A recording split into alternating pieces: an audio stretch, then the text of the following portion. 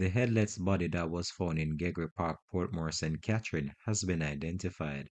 Hi again and welcome. This is Links 007 TV News Report, and we'll be right back with the full details to come.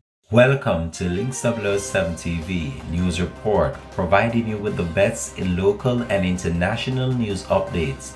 This is a place where you can get the most reliable and informative news information. Links 007 TV News Report. Welcome back and thanks for joining us. This is Links 007 TV News Report.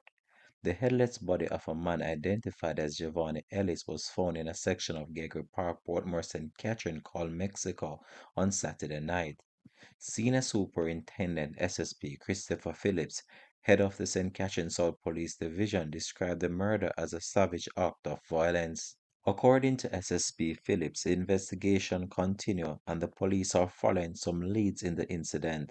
Community members theorize that the 27-year-old Ellis may have been a victim of an internal conflict within a particular gang. The Gregory Park community has been torn by gang-related violence for some time, according to SSP Phillips, and the police are putting in measures to curb the violence.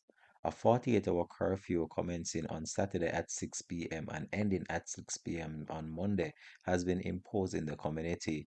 The police further stated that they have been acting on intelligence and doing targeted operations in the area. The curfew now on in the area is in response to intelligence, according to the police. This has been Links 007 TV News Report. Thanks for watching.